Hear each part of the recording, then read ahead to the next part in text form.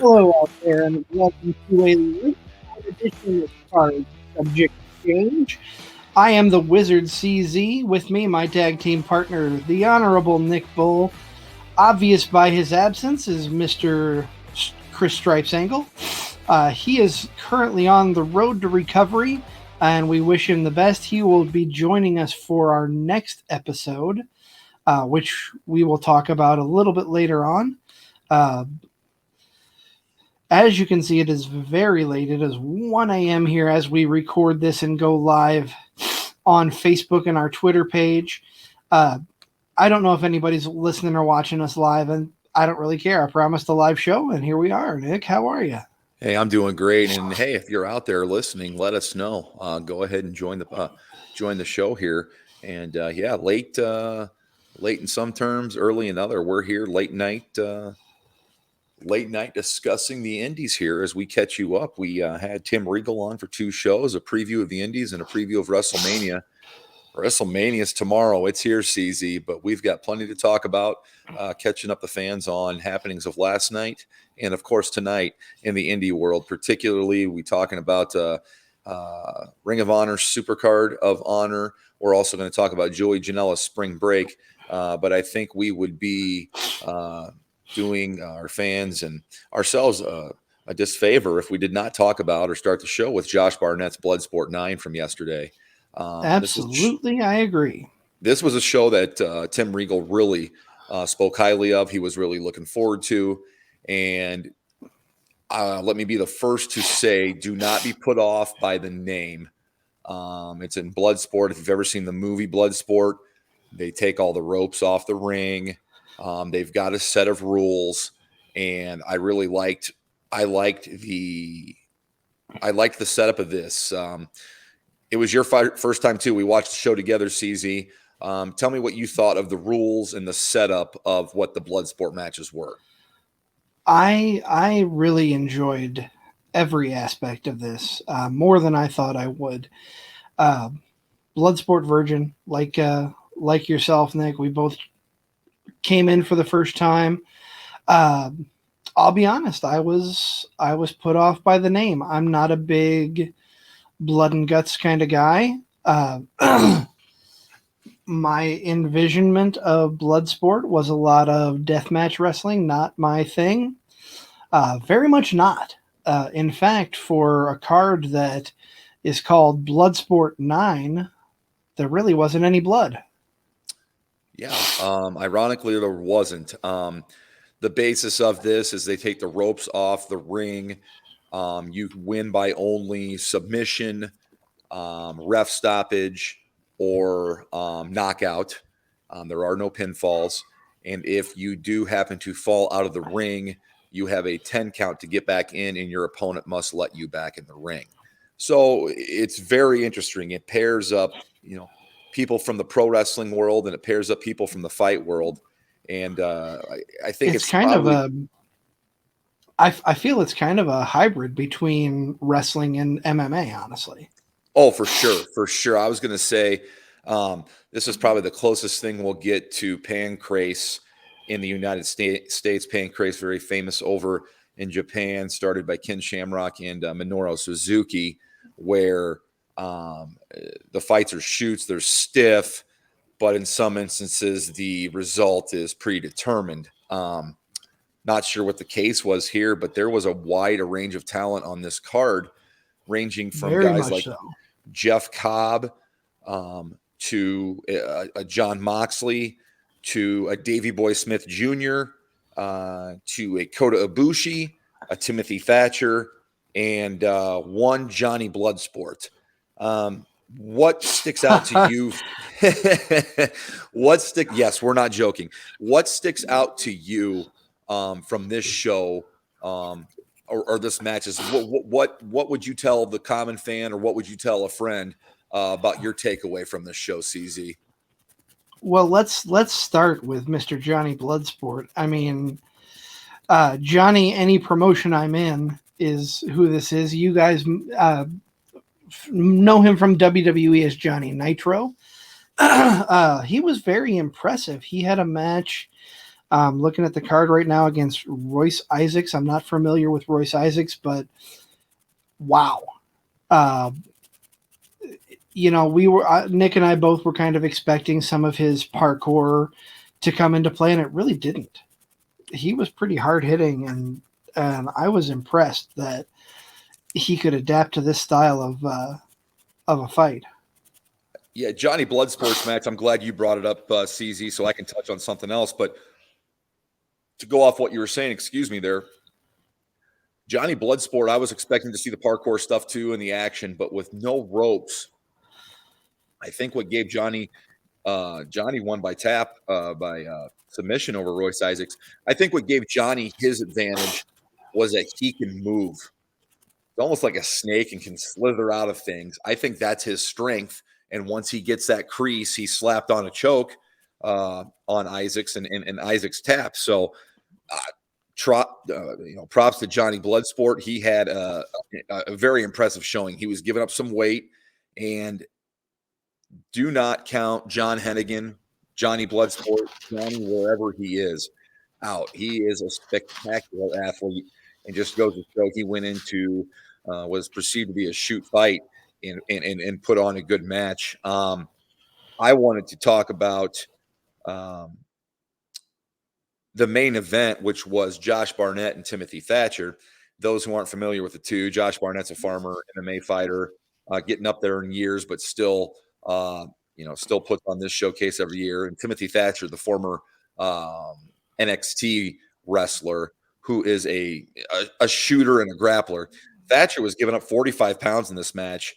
And I'm telling you, for the main event, this was a great main event for the show, and it really was the icing on the cake for what I thought was a pleasant surprise in my first Bloodsport show. Oh, absolutely. Timothy Thatcher is a beast when it comes to this type of match here. Shout out to Timothy Thatcher. If you want a wrestling match to watch this week, go back to NXT, watch the Fight Pit between him and Matt Riddle from a handful of years ago. Was that the first? Him and Tommaso Ciampa, either him and Tommaso Ciampa, but no, him and Riddle was the first. Him and Riddle was the first Fight Pit, and then it was him and Ciampa. Yes. Okay, and then the third one would have been Riddle Rollins. Yes. Okay, I just want to make sure. Boom, we're on the same page. That's excellent. No, I really like this main event. It was the biggest fight on the card, and it really kind of built to this. And I would tell anybody, look past the name. There's no blading here with the Bloodsport. If you're going to get opened up, it's going to be legit, and there wasn't any blood. Plenty of submissions. I think one guy got legit knocked out. That was Jeff Cobb. He powerbombed Connor McCall in the opener. McCall's head bounced off the mat a couple times, and then the ref stopped it after a couple of forearms. Cobb laid into one, but a very good showing, a very broad card, pro wrestlers, fighters. There was a women's fight on the card, Marina Shafir. I don't know if she's current AEW, but she was the former AEW wrestler. She's Roderick Strong's wife. She was on the card and took on Killer Kelly from England and won a match. So it was very interesting. I give anybody a recommendation. If you get a chance, you got the pass off a fight, to go back and watch it. You'll be surprised, and I think you'll enjoy it. And as they stated, and you heard, it's the closest and most hardest hitting form to pro wrestling to being real, is how they kind of described it. Oh, definitely. And the whole no blading, no bleeding. There was no blood through the whole thing. Got to give a shout out to When the Wind Blows, He Bleeds. Mr. John Moxley did not have any blood in this event either. He took on Alex Coughlin in a very well put together match as well. And props to Alex Coughlin for stepping in and taking the fight on short notice. Coughlin put up a great fight against Moxley, and I want everybody to know we take digs here at Moxley for how he bleeds and the amount he bleeds or whatever and how quickly he bleeds in AEW. But if you want a different look of Jon Moxley, there's no jacking around and doing this stuff and cracking his neck and acting like a tough guy. He's in there and getting ready to kick some ass. So if you want to see, a guy kick some ass without all the gestures and the lead up to it, you'll like it. His match was very physical, and props to Alex Coughlin for stepping up and taking that fight. That fight was supposed to be, I believe, Davey Richards, was it not, my friend? Correct. And now there's some controversy surrounding whether he's going to stay out of wrestling or not. Make sure to stay tuned to Card Subject to Change podcast in the coming weeks, especially after this busy weekend. I'm sure we're going to have a lot more to talk about come Tuesday. But we're going to keep this late night edition of the Indie Show here on a roll. And before we go off of Bloodsport, I do want to mention one match. One of two names you're going to hear quite a bit from us tonight. That is Speedball Mike Bailey taking on Kota Ibushi. Mike Bailey, from what I'm told, I wasn't as tuned into the indie scene a year ago, but he was the star of WrestleMania weekend last year, and he is everywhere. He is one of the two people that we're going to talk about who is on almost literally every show except for the Mania card. Definitely a great wrestler, definitely a great match. Kota Ibushi, someone else who's been in WWE for a cup of coffee, if you remember the Cruiserweight Classic. But two great athletes with a fantastic match there as well. Yeah, two guys we will be talking about throughout this show for sure. We're going to go ahead from Josh Barnett's Bloodsport 9, and let's go ahead and I'm going to touch real quick on the Ring of Honor Honor Club episode that dropped fresh last night. It set up tonight's Supercard of Honor show, but we also had the Ring of Honor debut of Hijo del Vikingo as he took on Blake Christian. Blake Christian, of course, was on the Ring of Honor show tonight. Blake Christian, of course, was on the Joey Janela show tonight. So two names you're going to hear this weekend as well, Vikingo and Blake Christian, along with Kota Ibushi and Speedball Mike Bailey. They had a pretty athletic competition. Vikingo's match on Ring of Honor probably wasn't near as good or as fast-paced as the match with Omega from Dynamite, but still worth checking out if you do have the Honor Club pass, which, thankful to CZ, I was able to see that match. It was something to watch. That'll lead us right into tonight's big show, and that would be Supercard of Honor. For sure. Nick did not get to see much of the pre-show. I was over in the High View Lounge for most of the evening, but Nick had a couple of errands he needed to run during the pre-show. Not really any matches of note, just to kind of run down the pre-show card real quick. Jeff Cobb defeated Tracy Williams. Konosuke Takeshita defeated Willie Mack. Willow Nightingale defeated Miranda Alizé. Yep. And Stu Grayson defeated Slim J. The biggest thing of note, and this got me up out of my seat, joining Ian Riccaboni and Caprice Coleman on the commentary booth, former NXT commentator, former Ring of Honor Pure Champion, former Ring of Honor World Champion, Mr. Nigel McGuinness. That was fantastic having him join the team and being on the call tonight. Nick, what do you think about that? Very excited. I thought you guys were pulling my leg when I got back here and told me that. And you told me it pretty much made my night before this card, which we'll talk about here in a little bit. But got here, Nigel McGuinness back is great. I don't know how many times I repeated what he said to you just because he's got some great takes on things. I love Riccaboni and Caprice Coleman together. I don't know how Nigel's going to affect it tonight. Great first time working together. I hope maybe Nigel comes on for the pay-per-views, but Riccaboni and Caprice Coleman need to stay together, man. If you guys haven't been able to find a Ring of Honor show and listen to those guys give you a show. Riccaboni and Caprice Coleman are my favorite team in the wrestling world as broadcasters, and then adding possibly my favorite Ring of Honor star of all time, Nigel McGuinness, to the mix just made it all the better. So it was a nice, pleasant surprise for Supercard of Honor. And another surprise was how they started off the show, my friend. You talked about absolutely. You talked about the pre-show there, but they kick off the show with the AAA Mega Championship. Viejo del Vikingo is the champion. Defending against Commander. Obviously, you see why later, because Vikingo is wrestling another show for GCW later in the night, so he had to get in and get out. And Chris, I think or CZ, you know where I'm going to go with this, but let's get your take on the Vikingo Commander match. I can sum this up in one sentence. Flip, holy shit. This match was fast-paced, all over the place. These two tore it up. And I understand why it was the first match on the card, but I'm just going to throw this out there. I think it killed the crowd for the rest of the show because of how fast-paced it was. It's fair to say that these two guys are probably two of the biggest names. If you haven't seen them, they're probably two of the most sought-after luchas to check out. Vikingo, Viejo del Vikingo and Commander.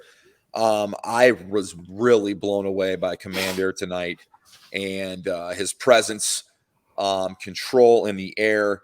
My notes said, hey, this was an amazing lucha, amazing display of lucha action. Okay. And there were so many spots to talk about. The one that comes to mind was Commander going from the turnbuckle to the middle of the rope to the floor onto, like, literally bouncing all the way across the ring onto El Hijo del Vikingo. And oh my. Without stumbling and gracefully. I don't – these guys defy gravity. And if you don't believe me, go find this match. It's lucha action. This is what they're used to wrestling in AAA. I know I like a good story. We're going to get good stories this weekend. You got to understand what you're getting when you walk into one of these matches, okay? You're not going to get a slow burn payoff. These guys are going out fast-paced and putting on a show. It's a different type of match, and if you can accept that and know that going in, CZ, I think you're going to enjoy it, and you're not going to be as skeptical, and you'll enjoy it even more if you can just accept that going in. Absolutely. If you are not tuned into El Hijo del Vikingo, which thank you very much, Nick, for tuning me in, plug in. He is golden. And that I can't put it any other way than that. Absolutely golden. We just stressed how we thought this match should have been deeper in the card for obvious reasons. It led off, and it was one of the top two matches I wanted to see on the show. So after this match, like you said, the crowd probably felt a little deflated, like, oh. And then the other two matches we talked about going into it that, we thought were really big marquee matches were obviously the Reach for the Sky ladder match. And before I'm not going to break down every match unless you have matches you want to talk about. I just thought we'd get to the big points here and stay fresh for the weekend. But the Samoa Joe, Mark Briscoe, Ring of Honor TV title match. This, hey, obvious story. Jay Briscoe passed away a little over close to 2 months ago now. Mark Briscoe was wrestling singles and trios. This was obviously a singles match. Mark has never held singles gold in Ring of Honor. And, Joe has been a Ring of Honor original. So these two having a collision course. It puts a tough spot in Joe, but I'm telling you what, I wanted Joe to win, but if Mark won, I wouldn't be too upset. I just think the crowd didn't appreciate this match as much as probably what they should have. I agree. and the placement of this match on the card. Like we've said, the crowd was just not there after the Vikingo match because it was just so off the wall, so good that I don't think anything could have topped it. And I'm betting every single person on the ROH roster was like, we have to follow this. Yeah. I'm thinking that, a lot of times that could possibly happen. Joe and Mark told a story though. It was They it was did. it was brutal. They beat the crap out of each other, and Joe won like he usually does. He overpowers you and then submits you. So I think the crowd was expecting the Briscoe coronation, especially with Briscoe's kids in the front row. But with that being said, they did the right thing. Joe winning here is the right thing, in my opinion. Right, wrong, or indifferent, big match on the card. I thought it was excellent. Before we talk about the reach for the sky ladder match, I know you wanted to touch on the trios match real quick, or the 6-man, whatever it may be called. And the only reason I want to bring that up is you and I both went into that match thinking Brian Cage is on his way out. We're going to have new champions. That's what and we're being we told. Didn't. That's what we were told, right? Like Cage is done. Like this weekend's it for him, right? That's what we were told. But when at the end of the day, it was the Embassy who came away defeating AR Fox, Blake Christian, another name you're going to hear a lot, and Metalik.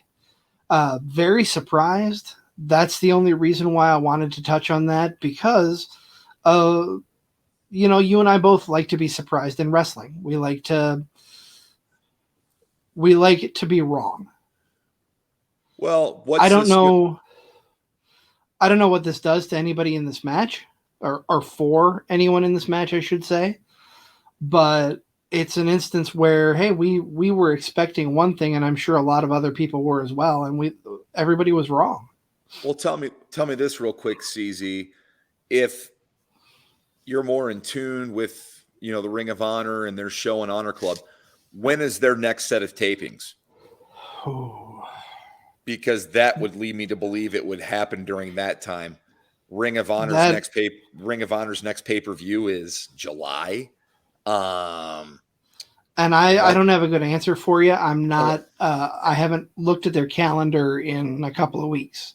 And I would almost think it'd be happening on Ring of Honor Club TV as opposed to AEW. So I don't know.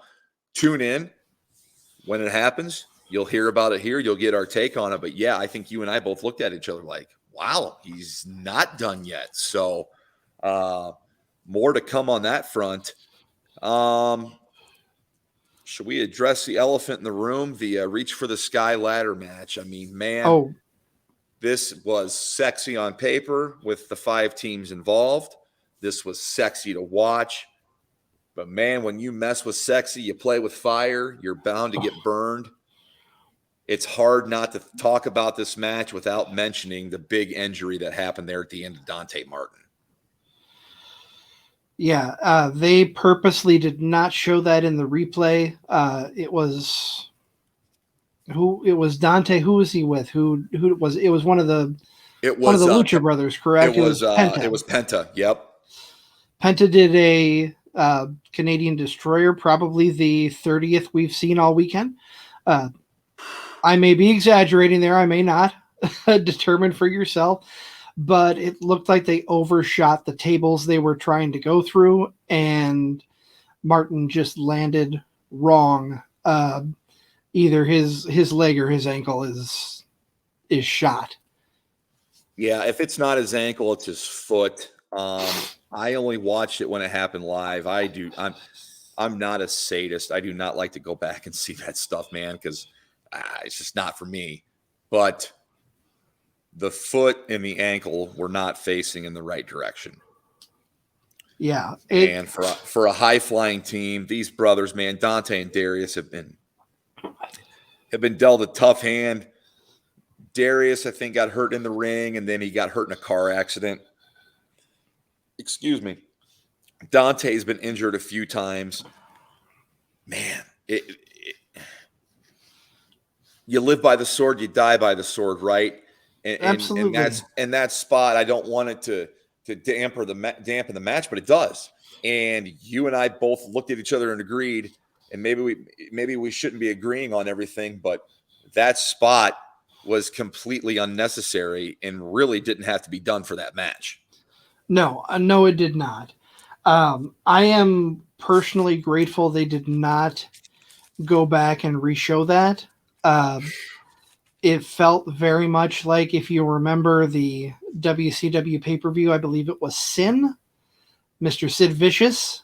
Uh, Oh, I don't even want to talk about it. You can go back and watch it for yourself. It was a pretty horrific injury, and it was right there live on pay per view in front of everybody, and they even oh, replayed it. when Dante Martin lands, it's right like in the lap of the cameraman. You can't miss Yeah. it. So you can go seek it out and find it if you want. We're not going to show it or probably talk about it anymore. But I would imagine Dante Martin's probably going to be on the shelf for some time.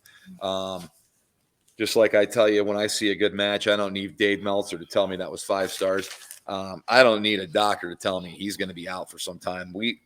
It may be months before we see Dante Martin back. Hopefully he dodged a And bullet. Maybe he did, but I'm telling you, the way that it looked, it didn't look good. and if it's as bad as it is, even if it's not as bad as it looked, we wish him a speedy recovery for sure. But Absolutely wow. want to get him back on TV for sure. Let's talk about that ladder match real quick. The 5 participants. You had the Lucha Brothers. You had Top Flight. We talked about Dante and Darius Martin. We had Roosh and Dralistico. We had Aussie Open. And then we had, who am I missing here? Who am I missing? Uh, Oh, the Kingdom, Matt Taven and yes. Mike Bennett. I love the match with the exception of this injury we're talking about. I thought that the Dynasty, I call them the Kingdom, excuse me. Whew, I thought the Kingdom really put this match on their backs. I thought they were the workhorsemen of this match.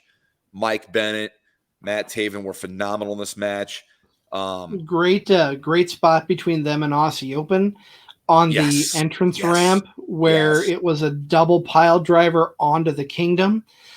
Both Taven and Bennett ended up bleeding pretty pretty badly uh, during that, but they survived the match. This was another one that I can honestly go back to, not as drastically as the first match, but flip, holy shit. This match was everywhere. I mean, we just kind of braced ourselves, hoping everybody got out of it okay. And gosh darn it, they almost did. And they're at the end, but not to take away from the rest of the match. Aussie Open, they're a tag team. Keep your eye on, fans out there. Keep your eyes on them, man. There's something special. They're going to be around for quite some time. Um, Props to the Lucha Brothers for doing their thing. I really, really want to give my props to the Kingdom in this match. That last hope spot there with Ray Phoenix, where both men, Taven and Bennett, took back bumps off the ladder onto another ladder Oh yeah. to crush their final hopes. I really was a big fan of their performance in this match. And like we said, with the exception of the injury, I thought it was an excellent match and I loved it. And I agree. I love the match. I love the way the aftermath of the match. You've got Mark Briscoe coming out with the original Ring of Honor tag titles. They That's debuted new right. belts today. That's right. You've got FTR coming out, good friends with the Briscoe brothers, paying their respects to Jay, uh, and just everybody congratulating each other, hugging each other. Uh, the Lucha Brothers, they get hugs from Mark, they get hugs from FTR, so do the Kingdom. Everybody just very happy about a great match. Was just that one blemish. We did not see Top Flight after after Dante took that bump, and uh, more than likely is on the shelf now. Right. Right. Yeah. Seeing everybody come out, the fans, that's for the fans. The fans want to see that, and props to all involved that recognized that and wanted everybody to have that moment. Let's touch on two more things here, Supercard of Honor, before we hop over to Joey Janela's spring break. Pure title tonight. We had Wheeler Yuta and Katsuyori Shibata fight for the pure title. Kind of not the way we thought this would go. No, not at if all. There's if there's a squash match in pure wrestling terms, this was probably it, right, CZ? I would say so.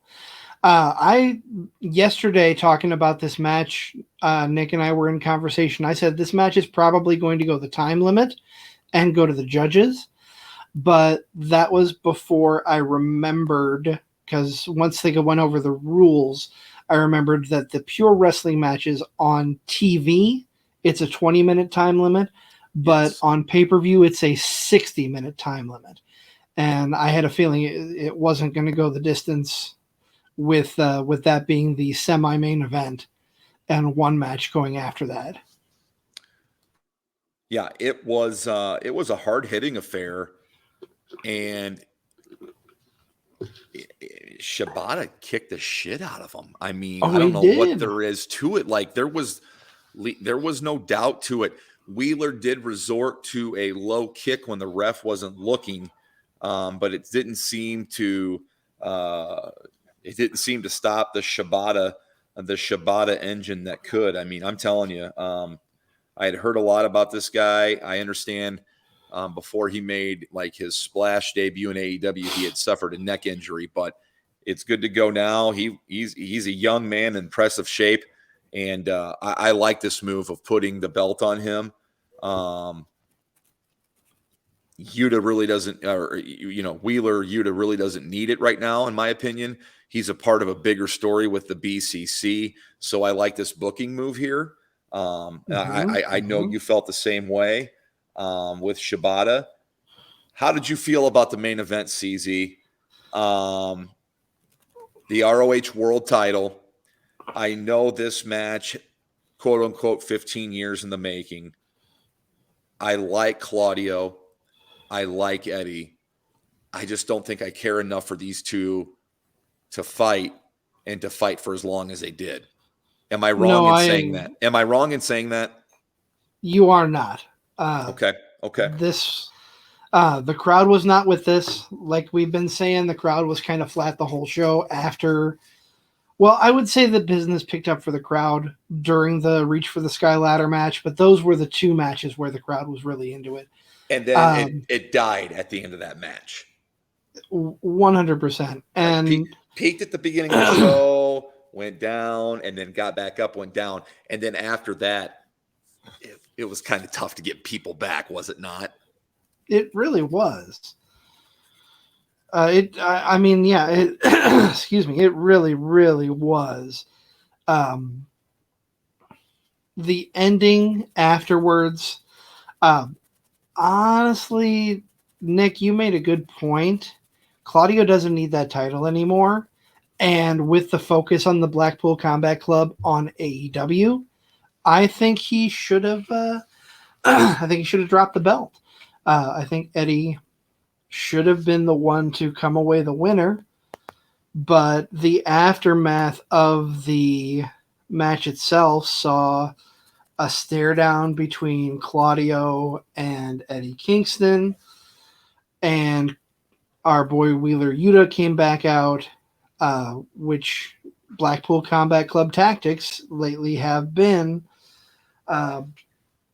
gang warfare. They are, we've said it off the air. They are the NWO of AEW, which really just gives comparison to AEW and WCW, like I think has been for years since AEW started.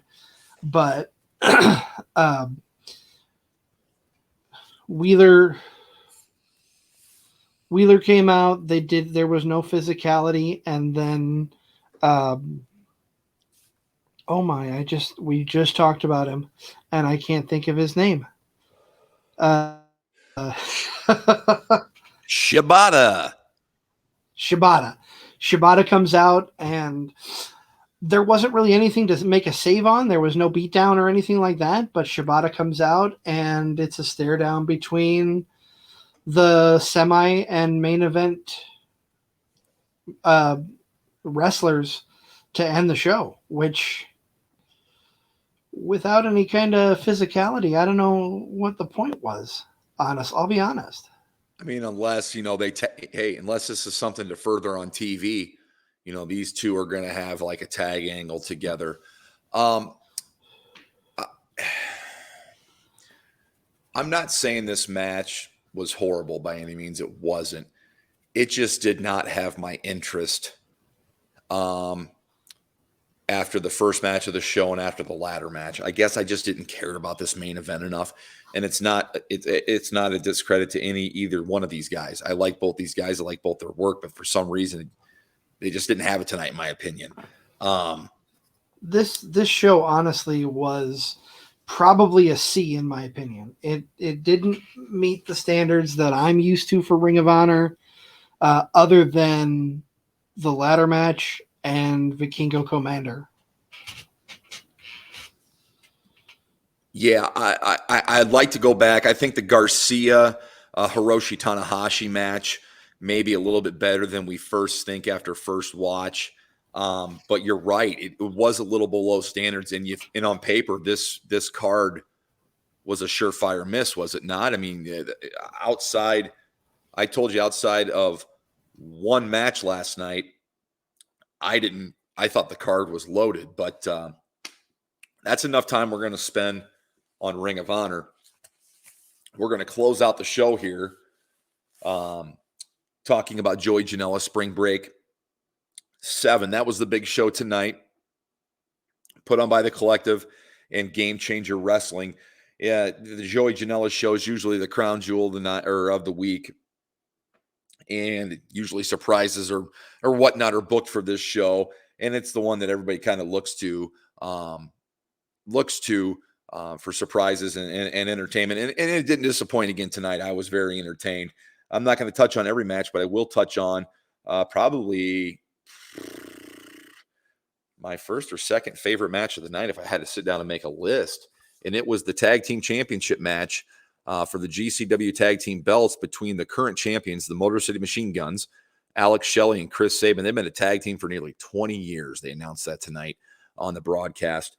They're taking on the East-West Express, and that's a tag team of Nick Wayne and Jordan Oliver. Let me tell you who Nick Wayne and Jordan Oliver are. Nick Wayne is 17 years old, hasn't graduated high school yet, and has an AEW contract waiting for him, a young phenom, and he is paired with Jordan Oliver, who is a little bit older, young phenom as well.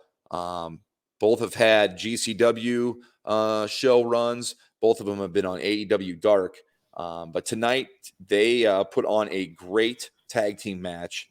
I have here in my notes between these two teams, CZ, I put a generational tag team match between great young talents. I still consider the Motor City Machine Guns young, even though they've been in for 20 years. They look phenomenal.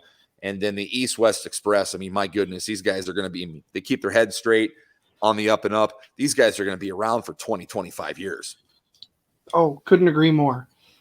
Couldn't agree more. That was such a great tag match. Motor City Machine Guns always have been one of my low-key favorites. I didn't follow them as much as I would have liked to. But since my days with Ring of Honor, I've seen them in TNA and now Impact. Fantastic team. And the East-West Express, they are the up-and-comers, and they're a fantastic team as well. Yes, the East-West Express get the win here and take the belts off the newly crowned Motor City Machine Guns. So the Motor City Machine Guns had just won the GCW belts for the East-West Express to get them tonight. So I don't know if a rematch is looming in the future, but I was very impressed with the match tonight. I hope these guys hook up again in the future. You won't hear me complain about it. One thing I'm not going to complain about, it's kind of it's been the funny thing this weekend to me, is Yoshihiko. I was just about to just about to pull the stop cord on the train and talk about that for sure. Yeah, I discovered Yoshihiko last night on the DDT Goes Hollywood. I took notes last night, Thursday night at 10:20. I talked about this match. It was Mayo and Shunta Katsunada versus Chris Brooks and Yoshiko. And Yoshihiko is the Iron Man heavy metal champion of the world. And that, to me, I can portray it as like the WWE hardcore title or the 24/7.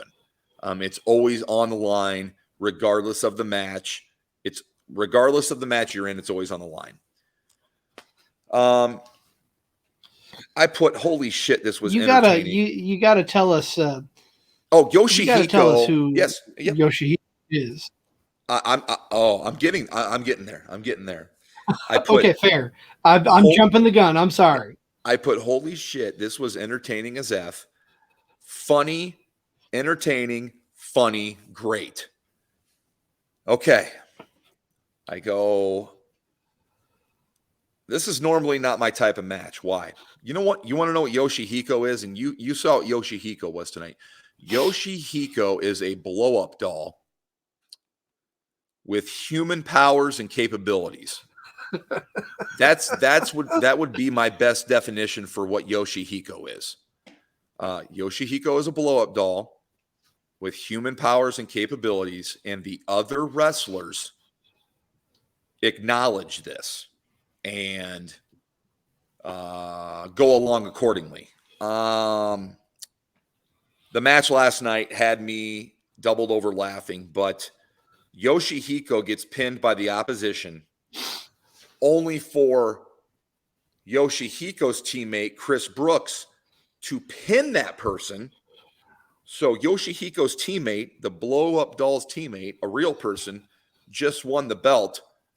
And then during the celebration, Yoshihiko turns on their partner and does 3 Canadian destroyers to Chris Brooks and becomes the 17-time Iron Man heavy metal champion. Now,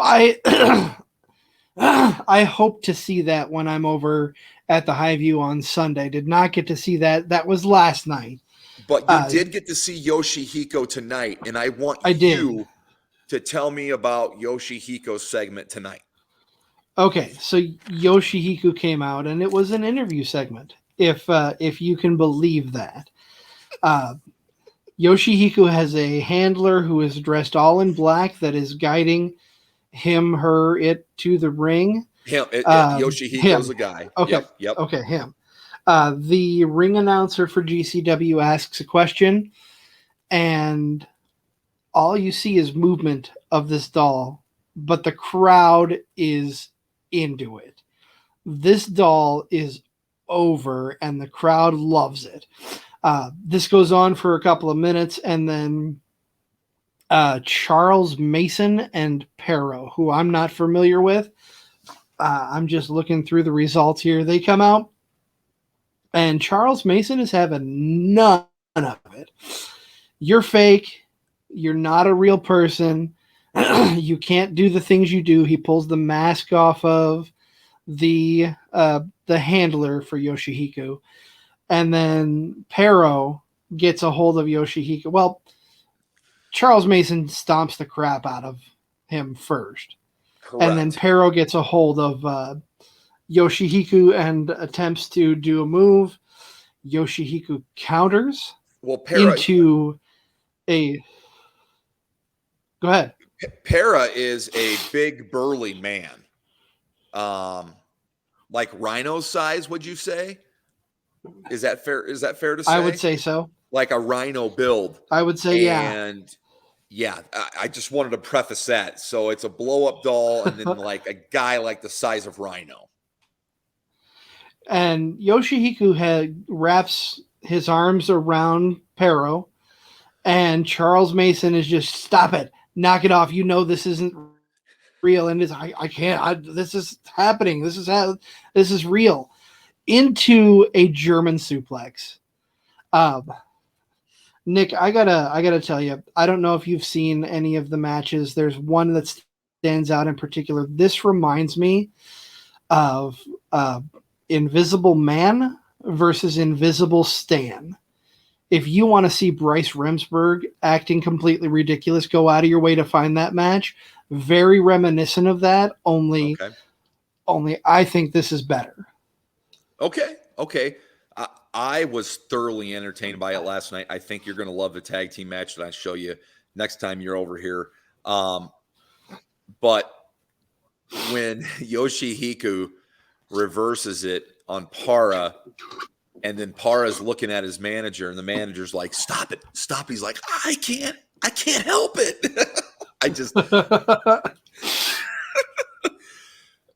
find Yoshihiko. It's amazing. If you do anything after Mania weekend, before the shows on Saturday and Sunday, because they're very good shows. WWE's done a very good job of stacking these shows. Go Google Yoshihiko. That's all I'm going to say about Yoshihiko. I don't want to ruin it anymore for you. There's two more things we're going to talk here on Indy Late Night Special on the Card Subject to Change podcast. And thank you for tuning in and following along however you may be.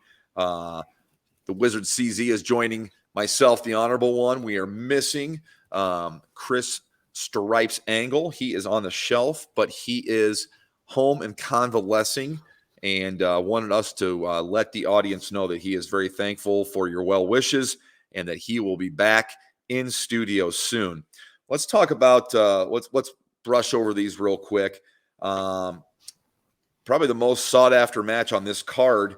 Hijo del Vikingo wrestling his second match of the night versus Speedball Mike Bailey. I think wrestling his fourth or fifth match of the weekend.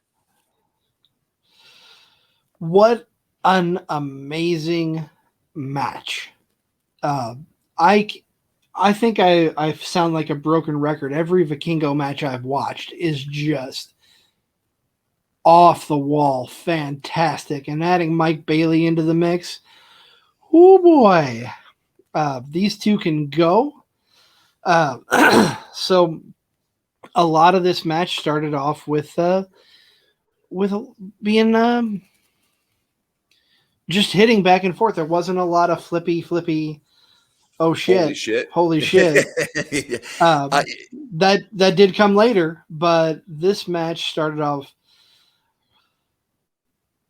First of all, Mike Bailey wrestles without shoes. I want to just say that I think he raided both Tajiri's and Eric Bischoff's closet for his ring attire for this match. Am I wrong, Nick? You're not wrong. Now, he does wrestle with shoes. Tonight, he did not. I've seen him do both, but you're right. Yeah, it's like he found Eric Bischoff's kick guards and Tajiri's pants, and they're like, okay, this is what you're going to go with tonight. And he's like, okay, I'm going to go out there barefoot and wrestle. Man, I couldn't wrestle barefoot. But regardless, you're right. Yeah, he looked like Tajiri. He got into Tajiri and Bischoff's wardrobe. The reason I bring that up, there was a spot where he dives outside the ring, and there is no matting. You are on a hardwood floor. Oh, for sure. And I don't know how he didn't break his foot coming off of that one spot. I don't know either. He also took a spot off a chair, Speedball did, and had kind of a gash across his back. I liked this match. This Vikingo match was different, I think, than the other ones because it was slow. Very slow to start off with. And I kind of made that comment to you and then my buddy Mass, who was here watching the show as well. I go, this thing is starting real slow because it's going to pick up real quick. And when it picks up, it ain't going to stop. And it kind of went that route. I really liked this match. Greatest match in the world? Nope. But it was, go out of your way to see it if you can get a chance. The exchanges between these two guys, similar in size, both high flyers. I would say Speedball is probably more of a grounded wrestler, but with a kick attack. Styles make fights. And as you know, the apron's the hardest place on the mat. Hey, did you know that's the hardest part of the ring? Right after you left. I don't know how many said that. Right after you left, as we segue, Vikingo did get the win in a very good match. I don't know the time, but he got the win with the 6:30. from the top rope. But right after you left to take home, to go home, so we could record this before the sun came up. In the main event between Kota Ibushi and the namesake for spring break, Joey Janela, there was an attempted. How do I describe this? Joey Janela spikes Ibushi with a DDT onto the apron about 12 seconds after you left here. And all I could think about was your line all night, your line for the weekend, and that is, hey, did you know that that's the hardest part of the ring? what part is? The apron, right outside the ropes. If you learn anything this weekend, if you didn't know it before, the ring apron is the hardest thing on the ring, okay? I was reminded of that tonight by CZ about 15 times. Yeah. No, Yeah. I love it. It's your gimmick. It's your stick. Don't worry, I'm going to change it up for WrestleMania, and I'm going to start saying moves are vintage. I'm going to say vintage. Vintage or shades I'm going to Michael Cole, everybody. That's fine. That's fine. This match was longer, more brutal, and very bloody towards the end than the ROH World Championship match. Match ends. Janela got busted open really bad across the forehead and was losing a bunch of blood. He took a very stiff knee to the head, and Ibushi was able to pin him. I can't describe this match other than, man, there's some really stiff, scary-looking spots to the outside. But both these guys came out no worse for wear. Joey Janela very clearly emotional after the match and crying with Ibushi in the ring. Maybe it's a sense of relief. Maybe he was lightheaded from the loss of blood, but kind of a very cool emotional moment between the two. But this was harder hitting, I thought, a little bloodier, much bloodier than the Claudio Castagnoli and Eddie Kingston match. So if that is your thing, go out of your way to see it. But this was probably, the bloodiest match I'd seen all weekend, and probably the only blood. I mean, we saw a little blood in the Reach for the Sky ladder match. That was inconsequential. This blood was, there's a lot of blood in this match. But for first time this weekend I've seen that much, it wasn't too bad. Would you say there was the proverbial crimson mask? Oh, on Janela? Yeah.